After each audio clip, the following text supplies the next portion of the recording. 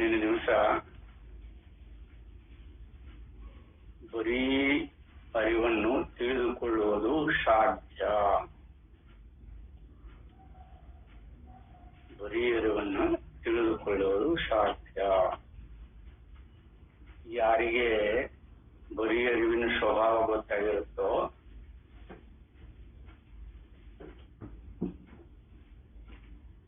ಅದನ್ನ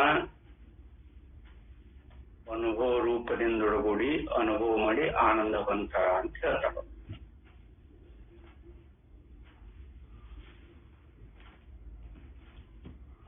ಅದು ಶಬ್ದ ಮಾತು ಮನಗಳಿಂದ ತತ್ತ ಮೀರಿದ ಅಂತ ಹೇಳ್ಕೊತನು ಬಂದ. ಇಲ್ಲೇ ಮಾತಿರ್ಲಿ ಮನಸ್ಸಿರ್ಲಿ ಇದು ಯಾವುದರ ಅಪೇಕ್ಷೆ ಇಲ್ಲದ ಬರೀ ಅರಿವಿನ ಅನುಭವ ನಮಗಾಗುತ್ತೆ.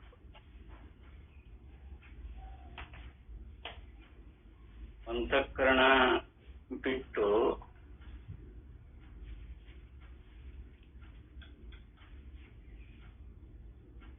ನಮಗೆ ಮತ್ತೊಂದನ್ನು ತಿಳಿಯುವ ಅಭ್ಯಾಸ ಇಲ್ಲ.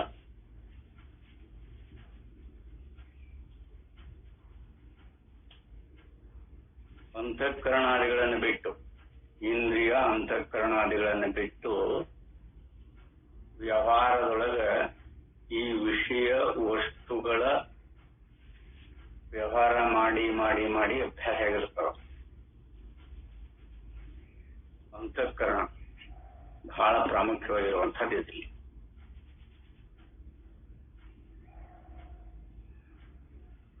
ಇಲ್ಲಿ ನೋಡ್ರಿ, ಓಂ ಆಪ್ಯಾಯಂತು ಮಮಂಗಾನಿ ವಾಕ್ ಪ್ರಾಣ ಚಕ್ಷು ಶ್ರೋತ್ರ ಮತೋ ಬಲಂ ಇಂದ್ರಿಯಾಣಿ ಚ ಸರ್ವಾಣಿ ಸರ್ವಂ ಬ್ರಹ್ಮೋಪನಿಷದಂ. ನೋಡಿ, ಇವತ್ತಿನ ಇದನ್ನು ಅದ ಬಂತು. ಆಪ್ಯಾಯಂತು ಮಮಂಗಾನಿ, ಇದು ವಾಕ್ ಅನ್ನೋದಾಗ್ಲಿ ಪ್ರಾಣ ಅನ್ನೋದಾಗ್ಲಿ ಚಕ್ಷು ಶ್ರೋತ್ರ ಇವೆಲ್ಲ ಇವುಗಳ ಏನು ಬಲ ಐತಲ್ಲ, ಇಂದ್ರಿಯಾದಿಗಳ ಬಲ ಇರಬಹುದು, ಅಂತಃಕರಣಾದಿಗಳ ಬಲ ಇರಬಹುದು, ಇದು ಎಲ್ಲವೂ ಬ್ರಹ್ಮೋಪನಿಷದಂ. ಮಹಾಂ ಬ್ರಹ್ಮ ನಿರಾಕೂರ್ಯ. ಇದು ಒಂದು ಅರ್ಥವನ್ನ ಅನುಸರಿಸಿಕೊಂಡ್ರೆ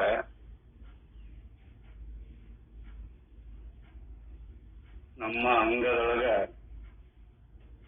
ಇವನ್ನೆಲ್ಲ ಕಲ್ಪನೆ ಮಾಡ್ಕೊಂಡೇವಲ್ಲ, ನಮ್ಮ ಶರೀರದೊಳಗ ಇವನ್ನೆಲ್ಲ ಕಲ್ಪನೆ ಮಾಡ್ಕೊಂಡೇವಿ. ಇಂದ್ರಿಯಗಳನ್ನು ಕಲ್ಪನೆ ಮಾಡ್ಕೊಂಡೇವಿ, ಅಂತಃಕರಣಾದಿಗಳ ಕಲ್ಪನೆ ಇದೆ.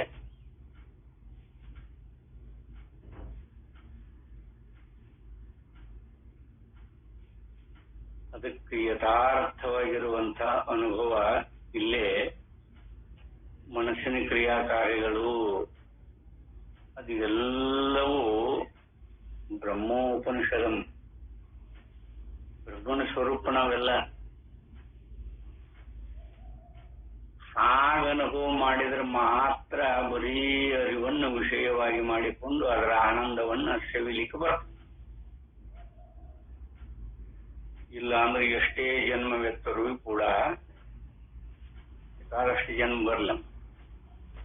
ಅಂತಃಕರಣಾದಿಗಳು ಅಂತಃಕರಣ ಧರ್ಮವನ್ನಿಟ್ಟುಕೊಂಡು ಅರಿಯುವ ವ್ಯವಹಾರಿಕ ದೃಷ್ಟಿಯನ್ನ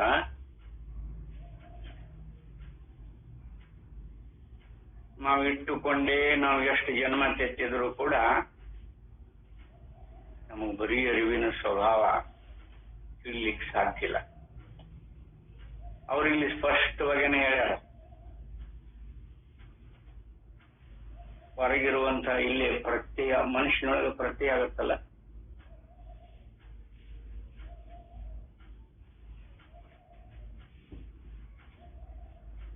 ಆ ಮನಸ್ಸು ಒಮ್ಮೆ ಪುಸ್ತಕವನ್ನು ಪ್ರತ್ಯಯ ಮಾಡ್ಕೊಳುತ್ತೆ, ಒಮ್ಮೆ ಬಳಪವನ್ನು ಪ್ರತ್ಯಯ ಮಾಡ್ಕೊಳುತ್ತೆ, ಒಮ್ಮೆ ಅನ್ಯತ್ರ ವಸ್ತುಗಳನ್ನ ಪ್ರತ್ಯಯ ಮಾಡ್ಕೊಳತ್ತಲ್ಲ. ಅದಕ್ಕೆ ಬರೀ ಅರಿವಿನ ಬಲ ಇರೋಣದ್ರಿಂದ ತಾನಿರುವಂಗಿದ್ದ ಎಲ್ಲಾ ಪ್ರತ್ಯಯಗಳನ್ನು ಮಾಡ್ಕೊಳ್ಳುತ್ತ.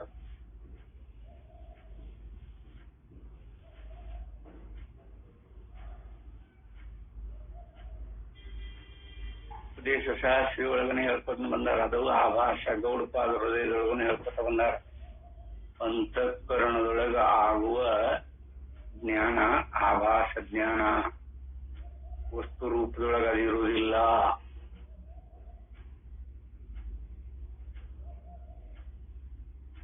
ವ್ಯವಹಾರಕ್ಕೆ ವಸ್ತುಗಳನ್ನು ಬಳಸಿಕೊಂಡೇವೆ ನಾವಿಲ್ಲಿ. ವ್ಯವಹಾರದೊಳಗ ಹೊರಗ ಪುಸ್ತಕ ನೋಡೇವಿ, ಪಾಟಿ ನೋಡೇವಿ, ಪೆನ್ಸಿಲ್ ನೋಡೇವಿ, ಅವನ್ನೆಲ್ಲ ನೋಡ್ಕೊಂಡೇವಿ ನಾವಲ್ಲ.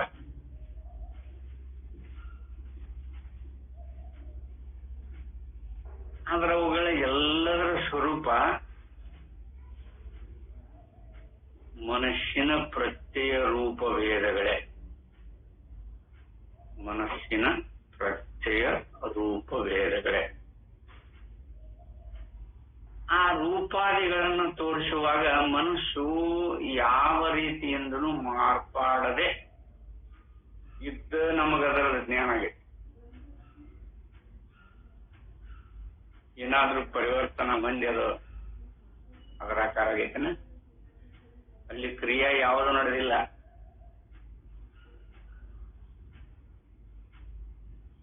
ಯಾಕೆ ಕ್ರಿಯೆ ನಡೆದಿಲ್ಲ? ಅದೇನಾದ್ರೂ ಕ್ರಿಯೆ ಮಾಡಿ ಬೆಳಗತ್ತದು ಮನಸ್ಸು. ಒಂದ್ ವೇಳೆ ಮನಸ್ಸು ಇರ್ಲಿಲ್ಲ ಅಂತ ಇಟ್ಕೊಳ್ಳಿ.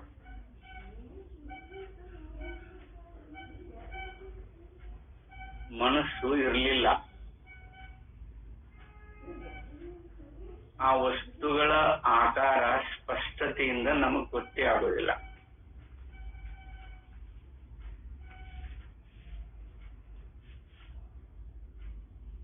ಮನಸ್ಸಾಗದ ಅಲ್ಲಿ ಬರೀ ಅರಿವನ್ನ ಮನಸ್ಸು ಅಂತ ತಪ್ಪು ತಿಳ್ಕೊಂಡೇವಿ ಅಂತ ಹಲವಾರು ಬಾರಿ ಹೇಳ್ಕೊಂಡಾರ. ಬರೀ ಅರಿವಲ್ಲ, ಅಲ್ಲಿ ಯಾವ ಕ್ರಿಯಾ ಇಲ್ಲದನ ವಸ್ತುಗಳ ಪ್ರತ್ಯಯ ಜ್ಞಾನ ಆಗತ್ತೆ.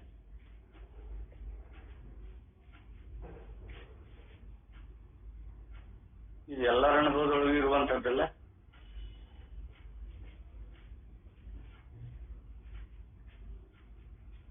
ಎಲ್ಲರ ಅನುಭವದೊಳಗೂ ಹೀಗೆ ಅಲ್ಲ.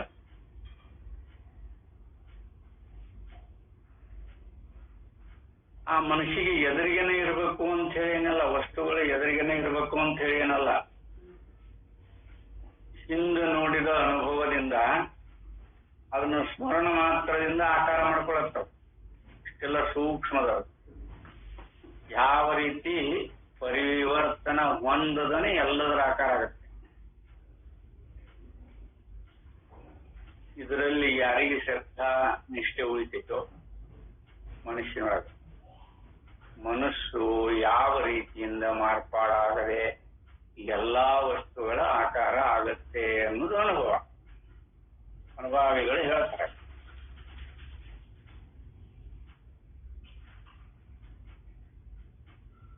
ಇದರ ವ್ಯತಿರಿಕ್ತ ಮತ್ತೆ ಯಾರಾದ್ರೂ ಇಲ್ರಿ ಅದು ಕ್ರಿಯಾ ಮಾಡುತ್ತೆ, ಕ್ರಿಯಾ ಮಾಡಿ ಆ ಪ್ರತ್ಯಯ ಜ್ಞಾನವನ್ನ ಗ್ರಹಣ ಮಾಡುತ್ತೆ, ಅಲ್ಲಿ ಕ್ರಿಯಾ ಜರುಗೈತಿ ಅಂತ ಯಾರ್ಯಾರ ಕಂಡೈತನ ಅನುಭವದೊಳಗೈತನ. ಬರೀ ಎದುರಿಗಿದ್ದದ್ದು ಅಷ್ಟೇ ಅಲ್ಲ, ಅಮೇರಿಕದೊಳಗಿರುವ ಮಗ ಇರಬಹುದು, ಅವ್ರ ಹೆಸರು ಮಾತ್ರದಿಂದ ನಾಮ ರೂಪದಿಂದ ಒಡಗೂಡಿ ಪ್ರತ್ಯಕ್ಷ ನೆನಪಾದ್ರೆ ಸಾಕು ಗೊತ್ತಾಗ್ತದೆ. ಮನಸ್ಸು ಆ ಮಗನ ಆಕಾರ ಆಗತ್ತೆ, ಮಗಳ ಆಕಾರ ಆಗತ್ತೆ. ಸಹಸ್ರಾರು ಕಿಲೋಮೀಟರ್ ದೂರ ಇದ್ರೂ ಕೂಡ ಮನಸ್ಸು ಅದನ್ನ ಆಕಾರ ಮಾಡ್ಕೊಳ್ಳೋದು. ಎದುರಿಗೇನೆ ಇರ್ಬೇಕಂತ ಹೇಳಿ ಏನಿಲ್ಲ. ಆ ನಾಮ ಮತ್ತು ರೂಪಾದಿಗಳಿಂದ ಒಡಗೂಡಿ ಮನಸ್ಸು ಆಕಾರ ಆಗಿಬಿಡುತ್ತೆ. ಈ ನಾಮದ ಪ್ರತ್ಯಯ ಆಗಿರ್ಲಿ, ರೂಪದ ಆಕಾರ ಇರಲಿ, ಇವೆರಡೂ ಏಕಕಾಲದೊಳಗಂತೂ ನಡೆಯುವುದಿಲ್ಲ. ಲಕ್ಷ್ಯ ಇರಲಿ, ಮನುಷ್ಯನೊಳಗೆ ಒಂದು ಆಕಾರ ಆದಾಗ ಇನ್ನು ಉಳಿದ ಆಕಾರ ಆಗೋದಿಲ್ಲ.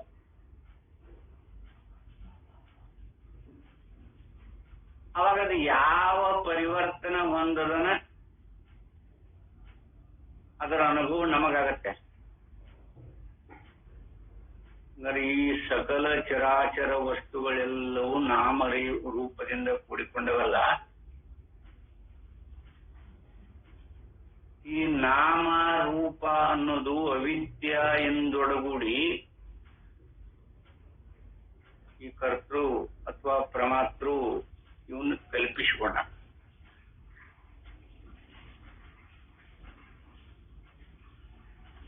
ನಾಮರೂಪಾದಿಗಳನ್ನ ಕಲ್ಪಿಸಿಕೊಂಡ. ಆ ಪ್ರಮಾತೃವಿನ ಜ್ಞಾನ ಆದರೂ ಕೂಡ ಅಂತಃಕರಣ ಇಂದ್ರಿಯಾದಿಗಳಿಂದೊಡಗೂಡಿ ನಾಮರೂಪಾದಿಗಳ ಜ್ಞಾನವೂ ಕೂಡ ಇಂದ್ರಿಯ ಅಂತಃಕರಣಾದಿಗಳಿಂದೊಡಗೂಡಿ ಐತಿ. ಆದ್ರೆ ಇಲ್ಲಿ ಯಾವ ರೂಪದ ಕ್ರಿಯಾ ನಡೆದು ಅಥವಾ ಜರುಗಿ ನಮಗ ಅನುಭವಕ್ಕೆ ಬರ್ತತಿ ಅನ್ನೋದನ್ನು ಮಾತ್ರ ಗೊತ್ತಿಲ್ಲ. ಅದು ಯಾವ ರೂಪದ ಪರಿವರ್ತನ ಆಗದೇನೆ ಮನಸ್ಸು ಯಾವ ವಿಕಾರಾದಿಗಳನ್ನ ಹೊಂದದೆ ಆಕಾರ ಆಗಿರ್ತದೆ, ಅಲ್ಲಿ ಪ್ರತ್ಯಯ ಮಾಡ್ಕೊಳ್ಳುತ್ತೆ.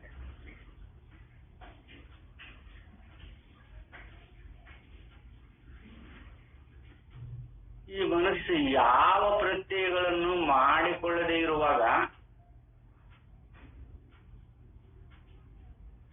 ಮನಸ್ಸಿನ ಸ್ಥಿತಿಯನ್ನ ನೀವು ಅನುಭವ ಮಾಡೋದಾದ್ರೆ ಯಾವ ಪ್ರತ್ಯಯನೂ ಇಲ್ಲ, ಯಾವ ನಾಮ ರೂಪ ಯಾವ ವಿಷಯಾದಿಗಳ ಪ್ರತ್ಯಯ ಆಗದಂಗ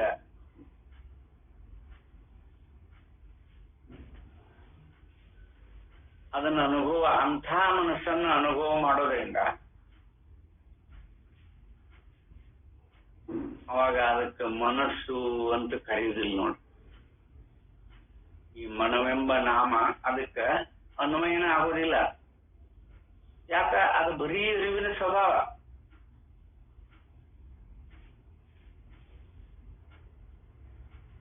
ಬರೀ ಅರಿವಿನ ಸ್ವಭಾವ. ಅದಕ್ಕೊಂದು ಹೆಸರಿಟ್ಟು ಮನಸ್ಸು ಅಂತ. ಆ ಮನುಷ್ಯನ ತಿರುಳು ಗೊತ್ತಿಲ್ಲ ನಮಗೆ. ಮನಸ್ಸು ಅನ್ನೋದನ್ನ ಸಂಕಲ್ಪ ವಿಕಲ್ಪಾದಿಗಳನ್ನ ಮಾಡೋದು ಅಂತ ನಾವು ಹಿಡ್ಕೊಂಡು ಬಿಟ್ಟಿಲ್ಲ ಅದನ್ನ ಪರಮಾತ್ಮ ದೃಷ್ಟಿಯಿಂದ. ಅವುಗಳನ್ನು ಬಿಟ್ಟಾಗ ಅದು ಬರೀ ಅರಿವಿನ ಸ್ವಭಾವ ರೂಪದಿಂದ ಇದ್ದುಕೊಂಡು ಯಾವ ಪ್ರತ್ಯಯಗಳು ಇಲ್ಲದ ಮನಸ್ಸನ್ನು ಅವಲೋಕನ ಮಾಡಿ, ಯಾವ ಕಣ್ಣು ಮುಚ್ಚಿ ಏಕಾಂತದೊಳಗೆ ಕೂತು ಯಾವ ಪ್ರತ್ಯಯನ್ನು ಆಕಾರ ಮಾಡ್ಕೊಳ್ಳಂಗಿಲ್ಲ.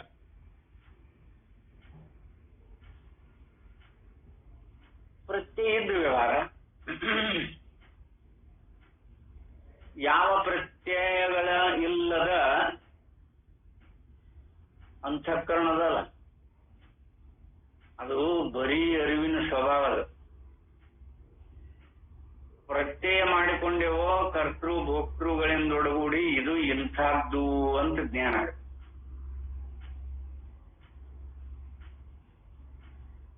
ಯಾವುದರಿಂದೊಳಗಡೆ? ಪ್ರತ್ಯಯ. ಇದಕ್ಕೆ ಪ್ರತ್ಯಯ ವಿಜ್ಞಾನ ಅಂತಾನೆ ಕರೆದಾರ ನೋಡಿ. ಎಂದು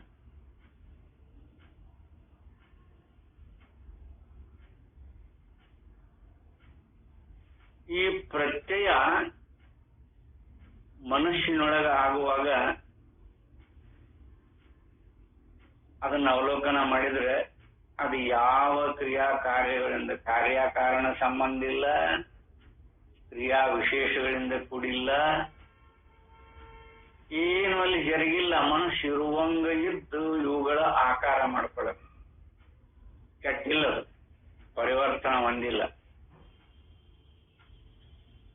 ಆನೆ ಅಂದಾಗ ಆನೆ ಆಕಾರ ಆಗತ್ತೆ, ಒಂಟೆ ಅಂದಾಗ ಒಂಟೆ ಆಕಾರ ಆಗತ್ತೆ. ಅವೆರಡೂ ಆಕಾರಗಳು ಮನುಷ್ಯನ ಧರ್ಮ ಅಲ್ಲ. ಇದನ್ನು ಗೊತ್ತು ಮಾಡ್ಕೋಬೇಕು. ಅದರ ಸ್ವಭಾವ ಅಲ್ಲದ. ನಾವು ಅದರ ಸ್ವಭಾವಾಂತನ, ಯಾಕಂದ್ರೆ ನಾವು ವ್ಯವಹಾರಿಕ ಸತ್ಯತ್ವ ಬುದ್ಧಿ ಇರೋಣದ್ರಿಂದ ಅದು ಮನುಷ್ಯನ ಸ್ವಭಾವದ ಅಂತನ ತಿಳ್ಕೊಂಡಿರು.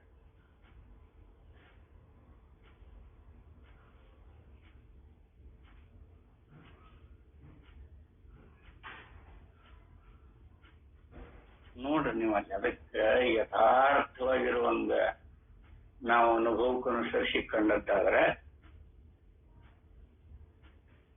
ಅಲ್ಲೇ ಈಗ ಹೊರಗಿನ ವಿಷಯವು ಯಾವುದೂ ಇಲ್ಲದೆ ಈ ಅರಿವು ತನ್ನನ್ನು ತಾನೇ ಅರಿಯುವುದಕ್ಕೆ ಹೊರಟಿಕೆಂದು ಇಟ್ಟುಕೊಳ್ಳಿರಿ. ಹಿಂದಿನ ದಿವಸ ಹೇಳಿರುವಂಥದ್ದಲ್ಲ. ಇಲ್ಲಿ ಅಂತಃಕರಣವು ಪ್ರತ್ಯಯವನ್ನುಂಟು ಮಾಡುವುದು ಯಾವ ವಿಷಯದಿಂದ? ಹೊರಗೆ ಯಾವ ವಿಷಯಾದಿಗಳು ಇಲ್ಲ.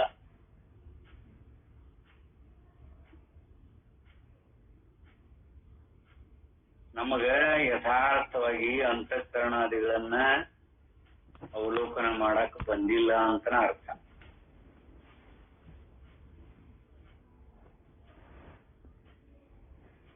ಅಂತಃಕರಣಾದಿಗಳನ್ನ ಬಿಟ್ಟು ಹೊರಗೆ ವಿಷಯಾದಿಗಳದಾವು ಅಂತ ಕಲ್ಪಿಸಿಕೊಂಡು ಭೂಪೇಮ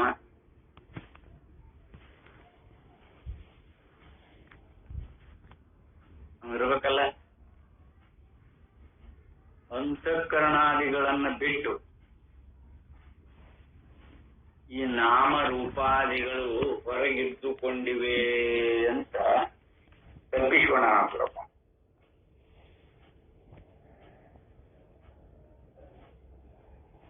ಇದೇನು ಅವಿದ್ಯನೋ ಯಥಾರ್ಥನೋ?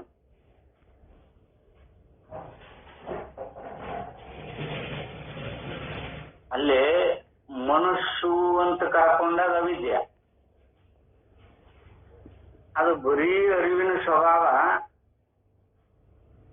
ಯಾವ ನಾಮರೂಪಾದಿಗಳಾಗಲಿ ಪ್ರತ್ಯಯಗಳಾಗಲಿ ಮನುಷ್ಯನೊಳಗೆ ಇಲ್ಲವೇ ಇಲ್ಲ ಅಂತ ನಿಶ್ಚಯ ಮಾಡಿಕೊಂಡಾಗ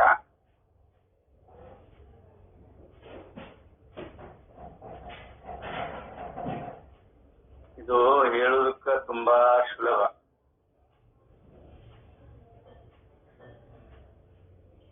ಹೇಳ್ಬೇಕಾದಾಗ ಬಹಳ ಸಲೀಸಾಗಿ ಹೇಳ್ಕೊಂಡು ಹೋಗ್ಬಿಡ್ತಾರೆ. ಸಾಧಕರು ಅದನ್ನ ಸಾಧನೆಯೊಳಗ ಅಳವಡಿಸಿಕೊಂಡಾಗ, ಸಾಧನೆಗೆ ಅಳವಟ್ಟಾಗ ಅದರ ಸ್ಥಿತಿ ಹೇಗಿರ್ತತಿ ಅಂತ ಅನುಭವ ಮಾಡ್ಕೋಬೇಕೆ ವಿನಃ ನಾಮ ರೂಪಾದಿಗಳಿಂದ ಒಡಗೂಡಿ ಪ್ರಮಾತೃವನ್ನಿಟ್ಟುಕೊಂಡು ಪ್ರಮಾತೃವಿನ ಅದಕ್ಕನ ಈ ಎಚ್ಚರದ ಹಾವಳಿ ಅಂತ ಐತಲ್ಲ, ಎಚ್ಚರದ ಹಾವಳಿ ಅಂತ ಬಳಸ್ಕೊಂಡಾರ ಅವರು ಶಬ್ದ. ಇದು ನಮಗೆಲ್ಲ ವಿಕ್ಷೇಪ ಮಾಡಿರೋದು. ಅಂತಃಕರಣಾದಿಗಳಲ್ಲಿ ಯಾವ ಹೆಚ್ಚು ಕಡಿಮೆನೂ ಇಲ್ಲ. ಅವೆಲ್ಲವೂ ಬರೀ ಅರಿವಿನ ಸ್ವಭಾವದಿಂದೊಡಗೂಡೇನೆ ಇಟ್ಕೊಂಡಾವ. ಮನಸ್ಸು ಬರೀ ಅರಿವಿನ ಸ್ವಭಾವ ಅಲ್ಲ ಅಂತ ಇಟ್ಕೊಳ್ಳಿ. ಮನಸ್ಸು ಬರೀ ಅರಿವಿನ ಸ್ವಭಾವ ಅಲ್ಲ ಅಂತ ಇಟ್ಕೊಳ್ಳಿ. ಅವಾಗ ಏನಾಗಬೇಕಾಗಿತ್ತದು?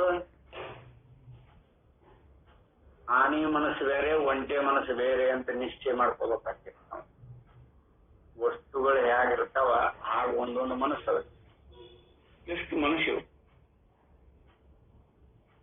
ಅದ್ರಲ್ಲಿ ಹಂಗೆ ಕ್ರಿಯೆ ನಡೆದಿಲ್ಲ. ಅದಕ್ಕನ ಬರೀ ಅರಿವಿನ ಸ್ವಭಾವವು ಅಂತಃಕರಣಾದಿಗಳೆಲ್ಲವೂ ಬರೀ ಅರಿವಿನ ಸ್ವಭಾವ. ಅವುಗಳ ಧರ್ಮಾದಿಗಳ ಅಪೇಕ್ಷೆಯಿಂದ ಅವನನ್ನ ಮನ, ಬುದ್ಧಿ, ಚಿತ್ತದೊಳಗೆ ವೃತ್ತಿ ಆಗ್ತವಲ್ಲ. ಈಗೆಲ್ಲ ಅನೇಕ ರೂಪದ ಕಲ್ಪನೆಗಳನ್ನ ಮಾಡಿಕೊಂಡು ಬರೀ ಅರಿವಿನ ಸ್ವಭಾವ ಅರಿವಿನ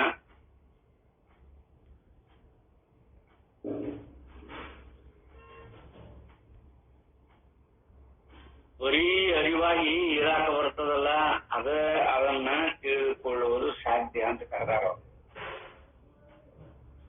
ಅಂತಃಕರಣಾದಿಗಳೆಲ್ಲವೂ ಬರೀ ಅರಿವೇ ಅಂತ ನಿಶ್ಚಿತ ಜ್ಞಾನ ಆಗುವ ಪರ್ಯಂತರ ಈ ಮಾಯಾರೂಪದಿಂದ ತೋರುವ ನಾಮರೂಪಾದಿಗಳ ಸತ್ಯತ್ವಕ್ಕೆ ಕಳಿಸುವುದಿಲ್ಲ. ಇಷ್ಟನ್ನು ಸೂಕ್ಷ್ಮವಾಗಿ ಇಲ್ಲಿ ಹೇಳ್ಕೊಂಡು ಇದೊಂದು ಇರಲಿ, ನಿನ್ನಿನ ದಿವಸ ವಿಚಾರ ಮಾಡಿಕೊಂಡು ಬಂದದ್ದಂತೂ ಇರಲಿ. ಇದನ್ನು ಅನುಭವಕ್ಕೆ ಅನುಸರಿಸಿಕೊಂಡು ಪ್ರತ್ಯಯ ಅಂತ ಹೇಳಿ ಏನು ಕರ್ಕೊಂಡಾರಲ್ಲ, ಇವೆಲ್ಲ ಬ್ರಹ್ಮೋಪನಿಷದ, ಎಲ್ಲ ಬ್ರಹ್ಮ ಸ್ವರೂಪನ ಅವೆಲ್ಲ ಪ್ರತ್ಯಯ. ಆ ಪ್ರತ್ಯಯವನ್ನ ಅವಿಜ್ಞಾನ ರೂಪದಿಂದೊಡಗೂಡಿ ಅಂತಃಕರಣದೊಳಗ ನಮಗ ಸ್ಪಷ್ಟತೆ ಬಂದದಲ್ಲ, ಆ ಮನ ಆಗಲಿ ಆ ಪ್ರತ್ಯಯ ಆಗಲಿ, ಇವೆರಡೂ ಬ್ರಹ್ಮ ಸ್ವರೂಪನ.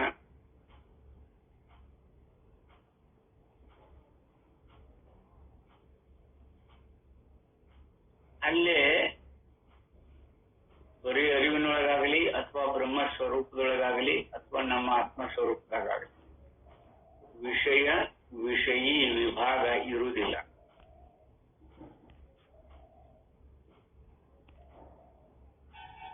ಮನಸ್ಸು ನೋಡ್ದೈತಿ, ಅದ್ರ ಪ್ರತ್ಯಯ ಮಾಡ್ಕೊಳ್ಳತ್ತೆ ಅಂತ ಕಲ್ಪನೆ ಮಾಡ್ಕೊಂಡೇವಲ್ಲ, ಏನನ್ನು ಪ್ರತ್ಯಯ ಮಾಡ್ಕೊಂಡತ್ತೆ? ಅದು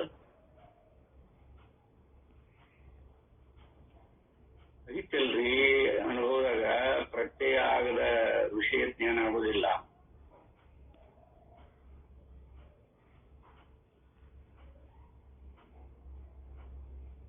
ಪ್ರತ್ಯಯ ಮಾಡಿಕೊಳ್ಳದೆ ವಿಷಯ ಜ್ಞಾನ ಆಗೋದಿಲ್ಲ. ನಿಮಗೆ ಬೇಕಾಗಿರೋದು ವಿಷಯನ ಅಥವಾ ವಿಷಯೀ ಸ್ವರೂಪವಾದ ಆತ್ಮ ಸ್ವರೂಪವು. ನಮ್ಮ ಆ ವಿಷಯಾದಿಗಳಿಗೆ ಯಾಕೆ ಅಷ್ಟು ಆದ್ಯತೆ ಕೊಡಬೇಕು? ಇಲ್ಲಿಗೆ ಆಗುವಾಗ ಅದನ್ನು ಪ್ರತ್ಯಯ ಮಾಡಿಕೊಳ್ಳುವಾಗ ಆಕಾರ ರೂಪದಿಂದ ಒಡಗೂಡಿ ಆಗತ್ತಲ್ಲ, ಏನು ಕ್ರಿಯಾ ಮಾಡಾಗೈತದು? ವಸ್ತು ಹೇಗೈತಿ ಹಾಗ ಆಕಾರ ಆಗೈತಿ, ಏನು ಬೇರೆ ಆಗೈತನ? ವಸ್ತು ಹೇಗಿದೆಯೋ ಹಾಗ ಅದ್ರ ಆಕಾರ ಆಗೈತಿ. ಆನೆ ಅಂದಾಗ ಒಂಟಿ ಆಕಾರ ಮಾಡ್ಕೊಂಡಿಲ್ಲ, ಅದು ಒಂಟಿ ಅಂದಾಗ ಆನೆ ಆಕಾರ ಮಾಡ್ಕೊಂಡಿಲ್ಲ.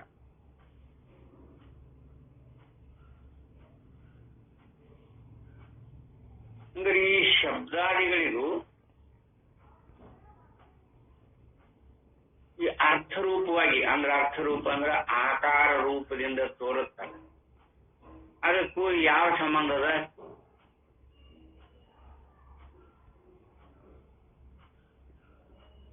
ಆ ಶಬ್ದ ಹೇಳಿದ ಅದ್ರ ಆಕಾರ ಮಾಡ್ಕೊಳತ್ತಲ್ಲ ಇದು ಮನಸ್ಸು.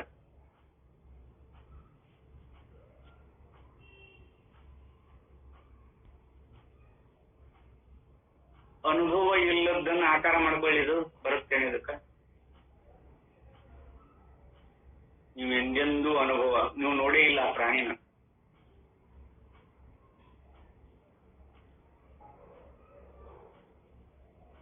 ಸಾಮಾನ್ಯವಾಗಿ ಈ ಒಂದು ಪ್ರಾಣಿನ ದಿವಸ ಯಾರು ನೋಡಲಿಕ್ಕಿಲ್ಲ ಅಂತ ಹೇಳ್ತಾರೆ.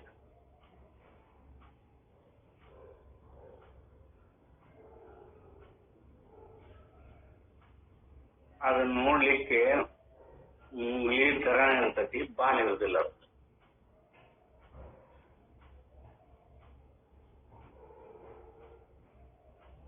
ಮುಂಗ್ಲಿ ತರಣ ಇರ್ತದ, ಬಾಲ್ ಇರೋದಿಲ್ಲ.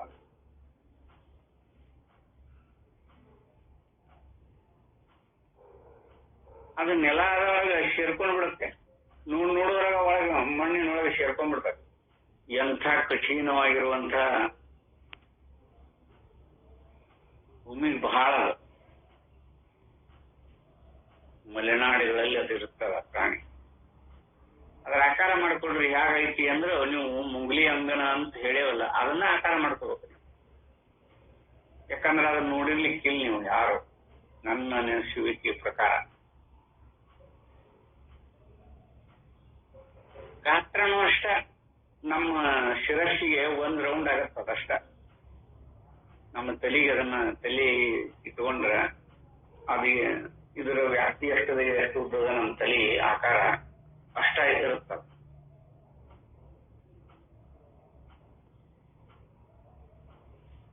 ಅದನ್ನ ನೆಲದೊಳಗೆ ಸೇರ್ಕೊಂಡ್ ತಗೊಂಡ್ರೆ ಇಲ್ಲೇ ಐತಿ ಅಂತ ಅದನ್ನ ಅಗದು ಹುಡುಕ್ಯಾಡಕತ್ರ ಅದು ಸಾಧಾರಣ 5 ರಿಂದ 6 ಫೂಟ್ ಒಳಗೆ ಹೋಗ್ಬಿಟ್ಟಿರ್ತೈತಿ. ನೆಲ ಗೆಬರಿ ಹಂಗ ಒಳಗೆ ಹೋಗುತ್ತೆ. ಬಾಲ್ ಇರುದಿಲ್ಲ ಅದಕ್ಕೆ. ಅದು ಏನ್ ಮಾಡ್ತದ ಅಂದ್ರೆ ಬರೀ ರೌಂಡ್ ಹೊಡ್ಕೊಂತ ನೆಲ ಹೆಂಗ್ ಇದನ್ ಮಾಡುತ್ತೋ ಅದು ಯಾವ ರೀತಿ ಕೆದರಿ ರೌಂಡ್ ಹೊಡ್ಕೊಂತ ಹೋದಂಗ ಮುಂದಕ್ಕೆ ಹೋಗ್ಬಿಟ್ಟಿರ್ತದ. ಒಳಗ ನೆಲದಾಗ ಮ್ಯಾಲ ಕಾಣೋದೇ ಇಲ್ಲ. ನಾವ್ ಇಲ್ಲೇ ಐತಿ ಅಂತ ಇಲ್ಲೇ ಅಡ್ಡಾಕತ್ರ ಅದು ಸುಮಾರು 5-6 ಅಡಿ ಅಷ್ಟು ದೂರ ಹೋಗ್ಬಿಟ್ಟು ಕ್ಷಣಾರ್ಧದೊಳಗೆ ನೆಲವನ್ನು ಒಳಗ ತೋಡುತ್ತ.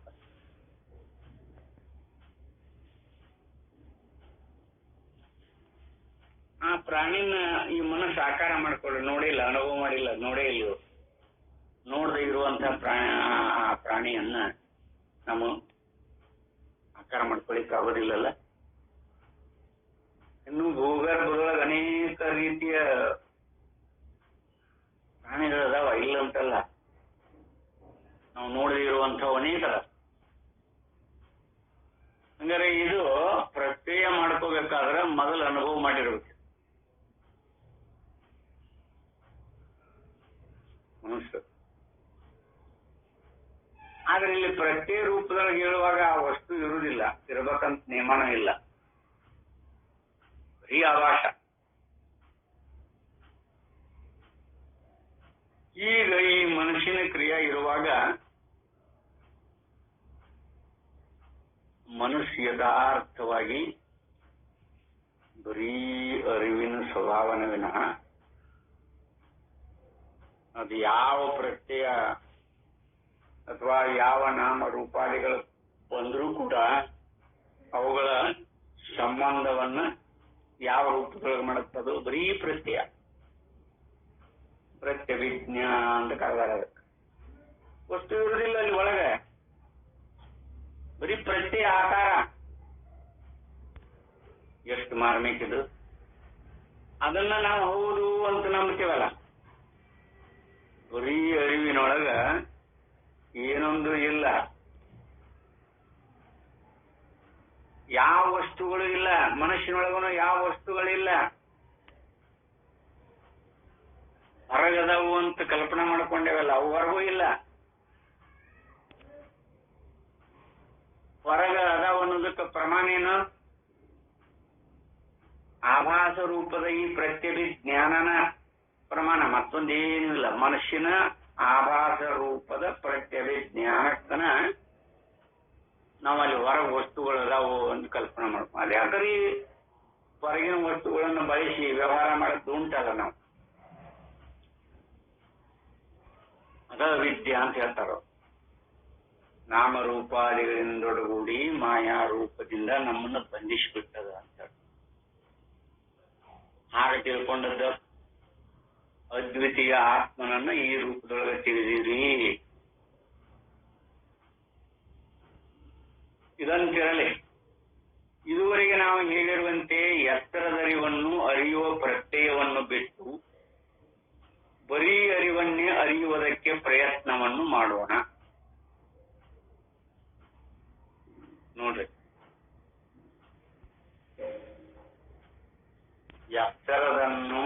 ಎತ್ತರದರಿವನ್ನು ಅರಿಯುವ ಪ್ರತ್ಯಯವನ್ನು ಬಿಟ್ಟು ಅಂದ್ರ ಅಂತಃಕರಣಾದಿಗಳೆಲ್ಲವನ್ನ ಬಿಟ್ಟು ಅರಿಯುವುದಕ್ಕೆ ಪ್ರಯತ್ನ ಮಾಡೋಣ. ಈಗ ಅದನ್ನು ನಮ್ಮ ಮುಂದಕ್ಕೆ ಹೇಗೆ ತಂದುಕೊಳ್ಳಬೇಕಾಗುತ್ತದೆ?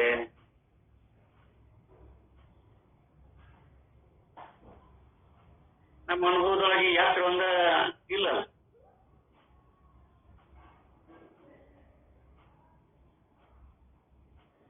ನಮ್ಮ ಅರಿವಿಗೆ ಯಾತ್ರೆ ಒಂದ ಸೀಮಿತ ಐತೆನ, ಇನ್ನೂ ಅನೇಕ ಅವಸ್ಥೆಗಳದಾವ. ಹಂಗಾರೆ ಇದ್ರೊಳಗೆ ಯಾವನ್ನ ನಾವು ತಂದಿಟ್ಕೋಬೇಕು ಅಂತ ಹೇಳ್ತಾರೆ ನೋಡ್ರಿ. ಇದುವರೆಗೆ ಹಲವು ಬಾರಿ ನಾವು ವರ್ಣಿಸಿರುವ ರೀತಿಯಲ್ಲಿ ನಿದ್ರೆಯಲ್ಲಿ ಅದು ಹೇಗಿರುವುದೆಂದು ನಮ್ಮೆಲ್ಲರ ಅನುಭವವಾಗಿರುವುದು ಅದೇ ರೀತಿಯಲ್ಲವೇ ನಾವು ಅದನ್ನು ಚಿಂತಿಸಬೇಕಾಗುವುದು.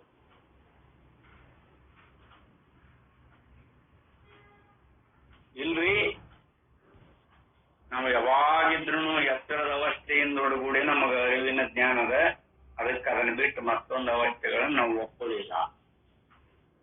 ಒಪ್ಕೋಬೇಡ್ರಿ, ಇದ್ರಾಗ ಇರ್ರಿ, ಯಾರು ಬೇಡ. ಎತ್ತರದ ಅವಸ್ಥೆ ಒಂದೇ ನಮಗೆ ಸೀಮಿತ ಅಲ್ಲ. ನಮ್ಮ ಅರಿವಿಗೆ ನಮ್ಮ ಸಾಕ್ಷಿ ಒಳಗೆ ಎತ್ತರ, ಸ್ವಪ್ನ, ಸುಸುಪ್ತಿ ಇವನ್ನೂ ಅನುಭವ ಮಾಡಿವೆ.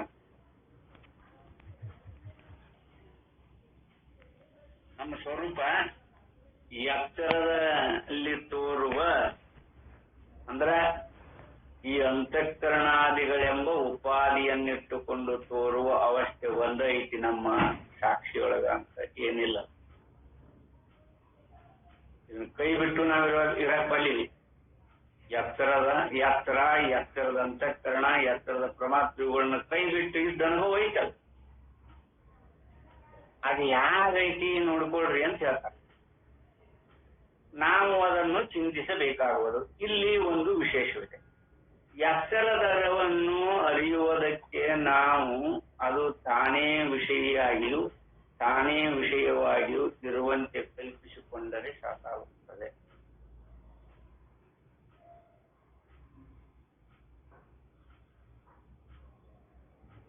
ಎತ್ತರನ ಸರಿಯಾದ ರೀತಿಯೊಳಗೆ ವಿವೇಕ ಮಾಡಿದ್ರೆ ಸಾಕಾಗೈತೆ, ಅಷ್ಟಾದ್ರೆ ಸಾಕು. ಮತ್ತೊಂದು ಅವಶ್ಯಕತೆ ಇಲ್ಲ. ಅಲ್ಲಿ ಎಚ್ಚರವನ್ನ ಸರಿಯಾಗಿ ನಾವು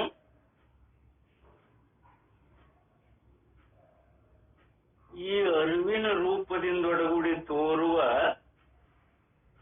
ನಾಮರೂಪಾದಿಗಳ ಸತ್ಯದ ಅಭಿಮಾನಕ್ಕೆ ಕಟ್ಟು ಬಿದ್ದೇವಲ್ಲ, ನಾಮರೂಪಾದಿಗಳ ಸತ್ಯತ್ವಕ್ಕೆ ಕಟ್ಟು ಬಿದ್ದೇವೆ ನಾವು. ಅದು ಅಭಿಮಾನ ಬರೀ ಒಣ ಅಭಿಮಾನ ಅಂತಂದ್ರೂ ಅಡ್ಡಿ ಇಲ್ಲ.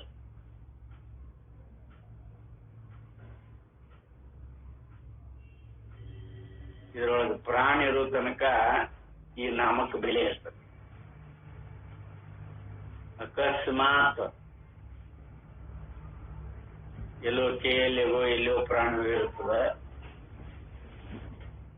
ಅವಾಗ ನಾಮ ನಶಿಸಿ ಹೋಗತ್ತೆ. ಶವ ಬಂತೇನ್ರಿ ಅಂತ ನಾವು ಅಂತ್ಯಕ್ರಿಯೆಗೆ ಹೋಗ್ಬೇಕಾಗೈತಿ. ಶವ ಬಂದೈತೇನ್ರಿ? ಇನ್ನೂ ಬಂದಿಲ್ರಿ. ಅವಾಗ ನಾಮ ಎಲ್ಲ ನಾಮ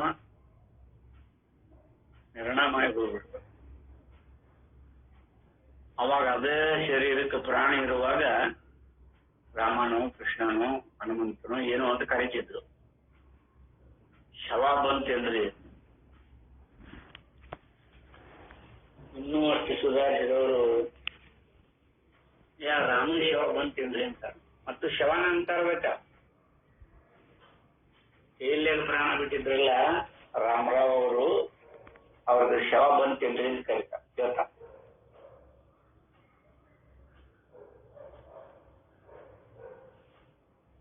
ಈ ನಾಮ ರೂಪಾದಿಗಳ ಸ್ವರೂಪ ಈ ಅಕ್ಷರದ ಅರಿವಿನೊಳಗೆ ನಮಗೆ ಕಾಣುತ್ತಲ್ಲ, ಇದು ಬರೀ ಅವಿಜ್ಞಾ ಪ್ರತ್ಯಯ ಜ್ಞಾನ, ಅವಿಜ್ಞಾ ಪ್ರತ್ಯಯ ಜ್ಞಾನ. ಅದಕ್ಕೆ ಅರ್ಥನೇ ಇಲ್ಲ. ಅದಕ್ಕಿಲ್ಲೇ ನಾವು ಅದು ತಾನೇ ವಿಷಯವಾಗಿ ಎತ್ತರದರಿವನ್ನು ಅರಿಯುವುದಕ್ಕೆ ನಾವು ಅದು ತಾನೇ ವಿಷಯವಾಗಿಯೂ ಇರುವಂತೆ ಕಲ್ಪಿಸಿಕೊಂಡರೆ ಸಾಕಾಗುತ್ತದೆ. ಅಂದ್ರೆ ಅಂತಃಕರಣಾದಿಗಳ ದೃಷ್ಟಿಯನ್ನು ಕೈಬಿಡಬೇಕು. ನಾಮ ರೂಪಾದಿಗಳಿಗೆ ಅಸ್ತಿತ್ವ ಉಳಿಯುವುದಿಲ್ಲ. ಮನ, ಬುದ್ಧಿ, ಚಿತ್ತ, ಪರಮಾತ್ಮ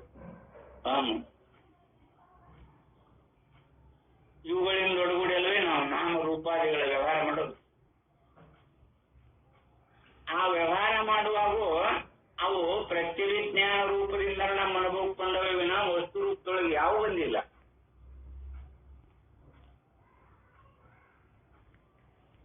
ಮನುಷ್ಯನೊಳಗೆ ಒಂದು ಆನೆ ಆಕಾರ ಬಂತು ಅಂದ್ರೆ ನಾವ್ ಎಲ್ಲಿ ಹೋಗ್ತೀವಿ ಅಲ್ಲಿ ಆನೆ ಬೆನ್ನ ಹತ್ತಿ ಬಂದ್ಬಿಡ್ತೇವೆ.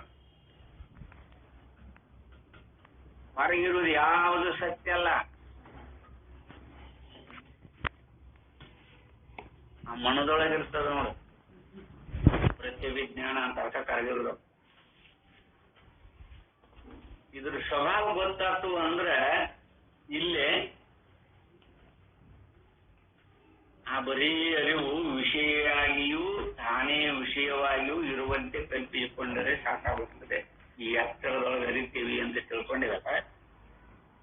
ಇದು ಎಲ್ಲ ಬ್ರಹ್ಮೋಪನಿಷದಂ ಚ ಸರ್ವಾಣಿ. ಬ್ರಹ್ಮೋಪನಿಷದಮಾನಂ ಬ್ರಹ್ಮ ನಿರಾಕೂರ್ಯ, ಬ್ರಹ್ಮನನ್ನ ನಿರಾಕರಿಸಬೇಡ್ರಿ. ಅದಕ್ಕೆಲ್ಲ ಮತೋಬಲಂ ಇಂದ್ರಿಯಾಣಿ ಚ ಸರ್ವಾಣಿ, ಎಲ್ಲವೂ ಸರ್ವವೆಲ್ಲವೂ ಆತ್ಮಸ್ವರೂಪನ. ಶ್ಲೋಕ ಹೇಳ್ತೇನೆ, ಓಂ ಅಪ್ಯಾಯಂತು ಮಮಂಗಾನಿ ವಾಕ್ ಪ್ರಾಣ ಚಕ್ಷು ಶ್ರೋತೃ ಮತೋಬಲಂ ಇಂದ್ರಿಯಾಣಿ ಚ ಸರ್ವಾಣಿ.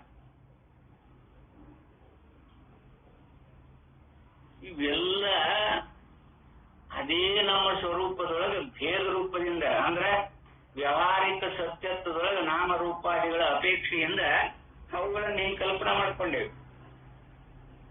ಈಗ ಯಾರು ಎತ್ತರ ಅರಿತಾರ ಅವರಿಗೆ ವಿಷಯನೂ ತಾನ ಬೇರೆ ಇಲ್ಲ ಅಂತ ಅನುಭವ ಬರ್ತದೆ.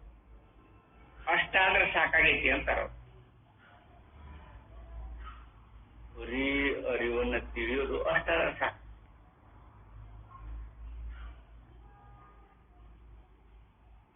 ಅದನ್ನ ಅನುಭವ ರೂಪದೊಳಗೆ ಅನುಭವಿಸಿದ್ರೆ ಬಹಳ ಆನಂದ ಆಗುತ್ತೆ. ವಿಷಯಾದಿಗಳು ಬೂಜಿಲ್ದಂಗೆ ಆಗಿಬಿಡುತ್ತೆ. ವಿಷಯಾದಿಗಳು ಯಾವುದು ಬಂದರೂ ಇದೆಲ್ಲವೂ ವಿಷಯ ರೂಪನಾಗಿರುವಂತ ಆತ್ಮಸ್ವರೂಪೇ ಅಂತ ಗೊತ್ತಾಗತ್ತೆ, ಅಥವಾ ಆತ್ಮಸ್ವರೂಪದ ತಿರುಳೆ ಅಂತ ಗೊತ್ತಾಗತ್ತೆ. ಯಾರು ಅಷ್ಟು ಆಸಕ್ತಿ ವಹಿಸಿ ಅದನ್ನ ಗ್ರಹಣ ಮಾಡೋದಿಲ್ಲ. ಅದಕ್ಕೆ ತಾನೇ ವಿಷಯವಾಗಿಯೂ ಇರುವಂತೆ ಕಲ್ಪಿಸಿಕೊಂಡರೆ ಸಾಕಾಗಿರುತ್ತದೆ ಎತ್ತರದ ಅರಿವನ್ನ. ಎತ್ತರದ ಅರಿವನ್ನು ಅರಿಯುವಾಗಲೂ ಕೂಡ ವಿಷಯಗಳ ವಿಭಾಗ ಪ್ರಮಾತೃ ಕಲ್ಪನೆ ಮಾಡ್ಕೊತಾನೆ, ಬುದ್ಧಿ ಕಲ್ಪನೆ ಮಾಡ್ಕೊತದೆ. ಈ ವಿಭಾಗನ ಇಲ್ಲದಂಗನ ಅನುಭವ ಮಾಡ್ಕೋಬೇಕು ಅಂತ ಹೇಳ್ತಾರ. ಏಕೆಂದರೆ ಎತ್ತರದಲ್ಲಿ ಅರಿಯುವುದೆಂದರೆ ವಿಷಯಿ ವಿಭಾಗವನ್ನು ಇಟ್ಟುಕೊಂಡ ವ್ಯಾಪಾರವೇ ಆಗಿರುತ್ತದೆ. ನಾವೊಬ್ಬ ತಿಳಿಯಮಿದ್ದೇನೆ, ಅವು ತಿಳಿಸ್ಕೊತಾವು, ಅವು ಜಡ, ನಾನು ಸೂಕ್ಷ್ಮ ನೋಡಂಗ ಎಲ್ಲ ಚಲೋ ಆಗ್ತವೆ. ಒಂದಷ್ಟು ಶಾಸ್ತ್ರನೇ ಚಲೋ ಆಗ್ತದೆ. ಜಡ ಅದು ತನ್ನನ್ನು ಅರಿಯುವುದಿಲ್ಲ, ಮತ್ತೊಬ್ಬರನ್ನು ಅರಿಯುವುದಿಲ್ಲ. ಜಡ ತನ್ನ ಜಡ ಅಂತ ಕುಂಡ್ರಿಸಿದ್ದು. ನಾಮರೂಪಾದಿಗಳೆಲ್ಲವೂ ಜಡವೇ.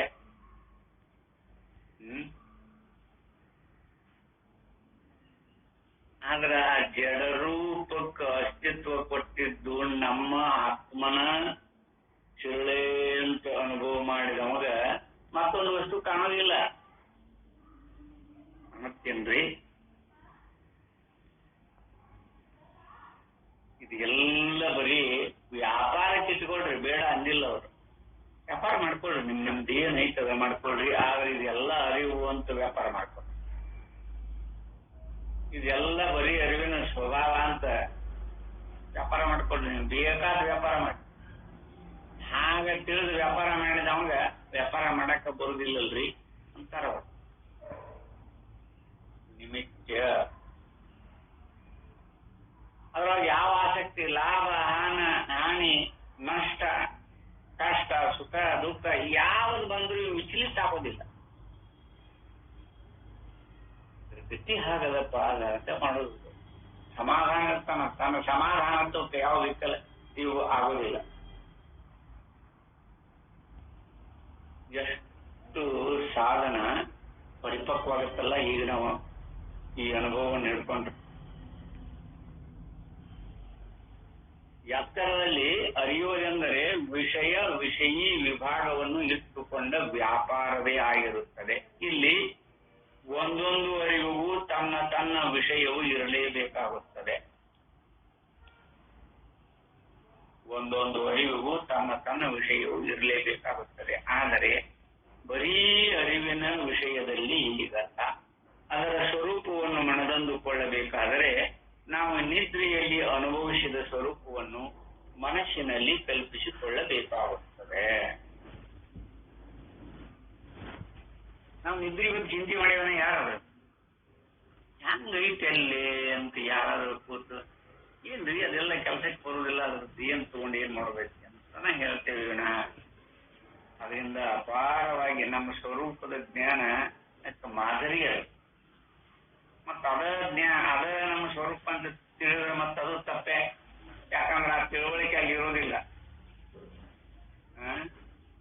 ಮಾದರಿ ಅದು, ದೃಷ್ಟಾಂತ. ನಾವು ನಿದ್ರೆಯಲ್ಲಿ ಅನುಭವಿಸಿದ ಸ್ವರೂಪವನ್ನು ಮನಸ್ಸಿನಲ್ಲಿ ಕಲ್ಪಿಸಿಕೊಳ್ಳಬೇಕಾಗುತ್ತದೆ. ಈಗ ನಿದ್ರಿನ ಎತ್ತರದೊಳಗೆ ಕಲ್ಪಿಸಿಕೊಳ್ಳ್ರಿ ಅಂತ ಮನಸ್ಸು ಮತ್ತೆ ಎಲ್ಲಿರ್ತದೆ? ಮನಸ್ಸು ಎತ್ತರದೊಳಗೆ ಇರ್ತದೆ, ನಿದ್ರೆಗೆ ಇರ್ತದೆ ಮನಸ್ಸು.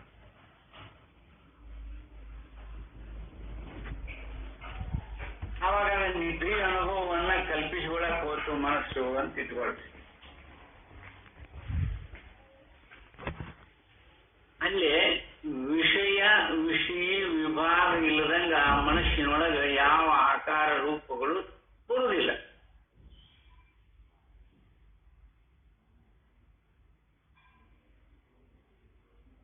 ಎತ್ತರದೊಳಗ ನಕ್ಕನ ಹಾಸಿಗೆ ಹಾಸಿಕೊಂಡು ನಾವು ಕೂಡುವಷ್ಟ, ಮತ್ತ ರೂಮಿನೊಳಗ ಆಸರಕ್ಕನುಸರಿಸಿಕೊಂಡು ಧ್ಯಾನ ಮಾಡಬಾರ್ದು. ಯಾವಾಗಲೂ ನಡು ರೂಮಿನೊಳಗನ ಹಾಕ್ಬೇಕದ.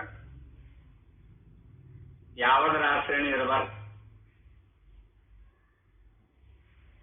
ಮಧ್ಯದೊಳಗನ ಆ ಆಸನ ಸಿದ್ಧ ಮಾಡಿಕೊಂಡು ಯಾವ್ದಾದ್ರೂ ಭಾವಚಿತ್ರ ಹಾಕಬಾರದು. ಅನ್ನಕ್ಕೆ ಉಪಾಸನೆ ಆಗತ್ತೆ. ಅಲ್ಲಿ ಬರೀ ನಿದ್ರೆಯ ಅನುಭವ ನಾವು ಹ್ಯಾಗ ಮಾಡೀವಿ ಹಾಗನ ಸಕಲ ಇಂದ್ರಿಯಗಳನ್ನ ಮನಸ್ಸಿನೊಳಗನ ಏಕೀಕರಣ ಮಾಡಿಕೊಂಡು ಆ ಮನಸ್ಸಿನಿಂದೊಡಗೂಡಿ ಆ ನಿದ್ರೆಯ ಅನುಭವವನ್ನ ನಾವು ಕಲ್ಪಿಸ್ತಾ ಹೋದಾಗ ನಮ್ಗ ಆ ಪ್ರಕಾಶ ಚೈತನ್ಯ ಸ್ವರೂಪವಾಗಿರುವಂತಹ ಆತ್ಮನ ತಿರುಳು ಅನುಭವಕ್ಕೆ ಬರ್ತದ. ಬರುವುದಿಲ್ಲ ಅಂತಲ್ಲ, ಸಾಧನ ಮಾಡಬೇಕಲ್ಲ. ಅದು ನಿದ್ರೆಗೆ ಯಾರಿಗೂ ಸಂಭವ ಬಾಳ ಇರ್ತದ ಅಂತೂ ಹೇಳ್ಕೊಟ್ಟು ಬಂದಾರ. ಎಡಭಾಗ ಹಾಸರಿದ್ರ ಅಕಸ್ಮಾತ್ ಮಧ್ಯ ರೂಮಿನೊಳಗೆ ಕೂತ್ರಿ ಅಂದ್ರ, ಯಾವ ಆಸರಾದಿಗಳು ಇಲ್ಲದ ಕೂತ್ರಿ ಅಂದ್ರ, ಅವಾಗ ಅಕಸ್ಮಾತ್ ಬಾಡಿ ಅಥವಾ ಶರೀರ ಒಂದ್ ಸ್ವಲ್ಪ ನಿದ್ಯಾಗ ಹೋತು ಮತ್ತೆ ಪುನಃ ಎತ್ತರ ಆಕತಿ. ಏನ್ ಮಾಡಾಕತ್ತೀನಿ ಅಂತ ಪ್ರಜ್ಞೆ ಬರ್ತದೆ. ಅಲ್ಲಿ ಮನಸ್ಸಿನಲ್ಲಿ ಕಲ್ಪಿಸಿಕೊಳ್ಳಬೇಕಾಗುತ್ತದೆ. ನಾವು ನಿದ್ರೆಯಲ್ಲಿ ಅನುಭವಿಸಿದ ಸ್ವರೂಪವನ್ನು ಮನಸ್ಸಿನಲ್ಲಿ ಕಲ್ಪಿಸಿಕೊಳ್ಳಬೇಕಾಗುತ್ತದೆ. ಈಗಿನ ನಮ್ಮ ಎತ್ತರದ ಅರಿವು ತನ್ನ ವಿಷಯ ತತ್ವವನ್ನು ಕಳಿಸಿಕೊಳ್ಳಬೇಕಾಗುತ್ತದೆ. ಈಗ ಸಾಧನ ಮಾಡೋರಿಗೆ ಈ ಎತ್ತರದ ಅರಿವಿನ ವಿಷಯಾದಿಗಳದವಲ್ಲ, ಈ ತತ್ವವನ್ನು ಅಲ್ಲಿ ಕಳಿಸ್ಕೋಬೇಕಾಗತ್ತ. ಅಲ್ಲಿ ವಿಷಯ ತತ್ವವನ್ನು ಕಳಿಸಿಕೊಳ್ಳಬೇಕಾಗುತ್ತದೆ. ಅರಿಯುವುದು ಅರಿಸಿಕೊಳ್ಳುವುದು ಎರಡೂ ಇರುವುದಿಲ್ಲ ಅಲ್ಲಿ. ಆದರೆ ಅದು ವಿಷಯ ತತ್ವವನ್ನು ಕಳಿಸಿಕೊಂಡರೆ ಕೂಡಲೇ ತಾನೇ ವಿಷಯ ವಿಭಾಗವನ್ನು ಮೀರಿದ ಬರೀ ಅರಿವಾಗಿ ಬಿಡುತ್ತದೆ. ಯಾವಾಗ ವಿಷಯ ತತ್ವವನ್ನು ಕಳಿಸಿಕೊಳ್ತೇವೆ ಅವಾಗ ವಿಷಯನೂ ಕೂಡ ವಿಷಯ ಸ್ವರೂಪದೊಳಗಾಗಿ ಈ ವಿಭಾಗಗಳು ಯಾವುವು ಕಾಣೋದಿಲ್ಲ. ಆಗ ನೀವು ಬರೀ ಅರಿವಿನೊಳಗೆ ಇರ್ತೀರಿ.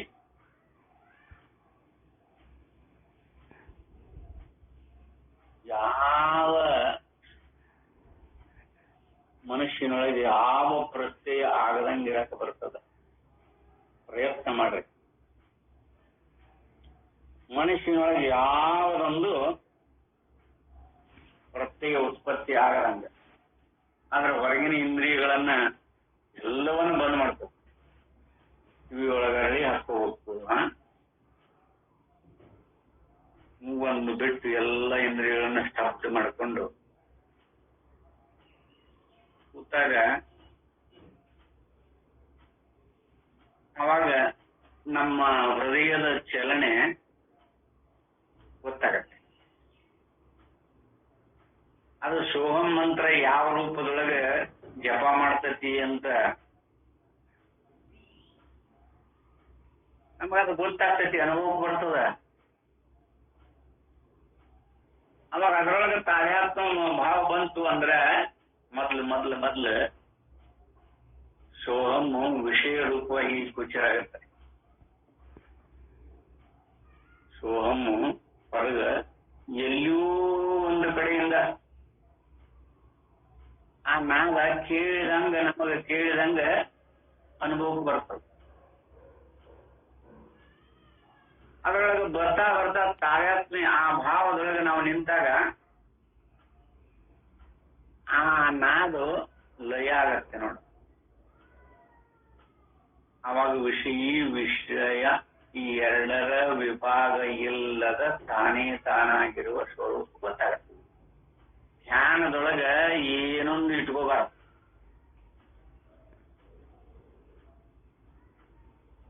ಹೃದಯ ಪ್ರಾರಂಭದೊಳಗೆ ಅದನ್ನ ಮಾಡುವುದುಂಟು. ಸೋಹಂ ಮಂತ್ರವನ್ನ ಶ್ವಾಸೋಚ್ಛ್ವಾಸ ಐತಲ್ಲ, ಇದು ಸೋಹಂ ಮಂತ್ರದಿಂದ ಒಡಗೂಡಿ ಜಪ ಮಾಡ್ತಿರ್ತತಿ ಸದಾ ಕಾಲ.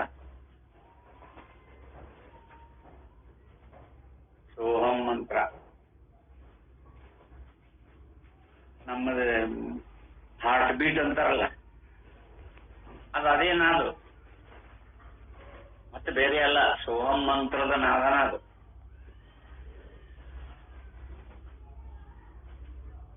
ಅದನ್ನ ಅನುಸರಿಸಿಕೊಂಡ ಇಲ್ಲೇ ವಿಷಯಿ ವಿಭಾಗವನ್ನು ಮೀರಿದ ಬರೀ ಅರಿವಾಗಿ ಬಿಡುತ್ತದೆ. ಏನ್ ಮಾಡ್ಕೊಂಡ್ರೆ ನಿದ್ರೆಯನ್ನ ಈ ಎತ್ತರದ ಮನಸ್ಸಿನಿಂದನೇ ಚಿಂತನೆ ಮಾಡೋದು. ನಿದ್ರೆ ಇವಾಗ ನಾನು ಹೇಗಿದ್ದೆ ಇದ ಮನಸ್ಸನ್ನ ಇಟ್ಕೊಂಡು ಎತ್ತರದ ಮನಸ್ಸನ್ನ ಇಟ್ಕೊಳ್ರಿ. ಅಲ್ಲಿ ಏನ್ ಮನಸ್ಸಲ್ಲಿ ಏನು ಇರುವುದಿಲ್ಲ, ಅಲ್ಲಿ ಎಲ್ಲ ಏಕಾಕಾರ ಆಗುತ್ತೆ. ಧ್ಯಾನ ಮಾಡಕ್ ಕೂತ್ರ ಆ ರೂಪಗಳು ಕೂಡಬೇಕು. ಹಾಗಿಲ್ಲದಿದ್ದರೆ ಏಕೀಭೂತವಾದ ನಿದ್ರೆಯನ್ನಾಗಲಿ ಬರೀ ಅರಿವನ್ನಾಗಲಿ ಚಿಂತಿಸುವುದಕ್ಕೆ ಆಗುವುದಿಲ್ಲ. ಯಾವಾಗ ವಿಷಯಿ ವಿಭಾಗ ವಿಷಯ ತತ್ವವನ್ನು ಒಂದನ್ನು ಕಾಯ್ಕೊಂಡ್ರೆ ಸಾಕು, ಅವಾಗ ವಿಷಯ ಇರುವುದೇ ಇಲ್ಲ. ಅವಾಗ ಬರೀ ಅರಿವಿನ ಸ್ವರೂಪ ಆಗಿಬಿಡ್ತದೆ. ಇಲ್ಲೇ ದೃಷ್ಟಾಂತ, ಭ್ರಮರ ಕೀಟವು ಚಿಂತನೆಯಿಂದ ಭ್ರಮರವೇ ಆಗುವುದೆಂದು ನಮ್ಮಲ್ಲಿ ಒಂದು ಕಲ್ಪನೆ ಇದೆ. ಇದು ಕಲ್ಪನಾ. ಆದರೆ ಅಲ್ಲಿ ಕೀಟವು ಬೇರೆ, ಭ್ರಮರವು ಬೇರೆ, ಹಾಗೆ ಬೇರೊಂದು ಪ್ರಾಣಿಯು ಬೇರೊಂದು ಪ್ರಾಣಿಯಾಗುವುದೆಂಬುದನ್ನು ಅನುಭವದಲ್ಲಿ ಕಂಡ ಹೊರತು ಅದನ್ನು ನಂಬುವುದಕ್ಕೆ ಅರ್ಹವಾಗುವುದಿಲ್ಲ. ಸೂಕ್ಷ್ಮವಾಗಿ ಅಲ್ಲಿ ವಿವೇಕ ಮಾಡ್ಕೊಂಡಾರ. ಆದರೆ ಪ್ರಕೃತದಲ್ಲಿ ನಾವು ಹೇಳುತ್ತಿರುವುದು ಅಂತ ಅಸಾಧ್ಯ ಕೃತಿ ಏನೂ ಅಲ್ಲ. ಒಂದು ಪ್ರಾಣಿ ಮತ್ತೊಂದು ಪ್ರಾಣಿ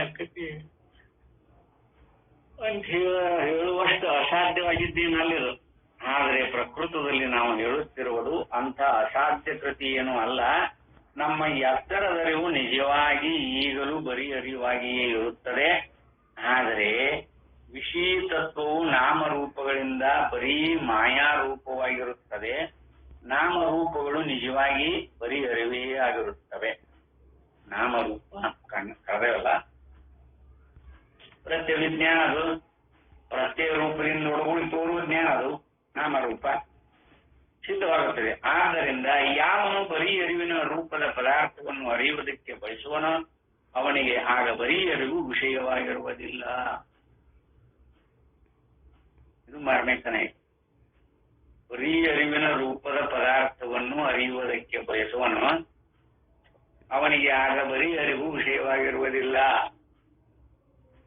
ಅದು ಅವಿಷಯವಾಗಿರುವುದೆಂಬುದನ್ನು ಚಿಂತಿಸದ ಮಾತ್ರದಿಂದ ತಾನೇ ವಿಷಯತ್ವವನ್ನು ಕಳೆದುಕೊಂಡು ಬರೀ ಅರಿವಾಗಿ ಬಿಡುತ್ತಾನೆ. ಬ್ರಹ್ಮವನ್ನರಿತವನು ಬ್ರಹ್ಮವೇ ಆಗುತ್ತಾನೆ. ಬ್ರಹ್ಮವಿದ್ ಬ್ರಹ್ಮಯೋಗವತಿ ಅಂತ ಗೊತ್ತಿಲ್ಲ. ಆದ್ದರಿಂದ ಬರೀ ಅರಿವನ್ನು ತಿಳಿಯುವುದು ಸಾಧ್ಯ. ಹೀಗೆಂದದ್ದರಿಂದ ಸಿದ್ಧಾಂತಕ್ಕೆ ಯಾವ ಹಾನಿಯೂ ಇಲ್ಲ, ಅನುಭವಕ್ಕೂ ಯಾವ ವಿರೋಧವೂ ಇಲ್ಲ ಅಂತ ಹೇಳ್ಕೊಂಡ್ಬಂದರ.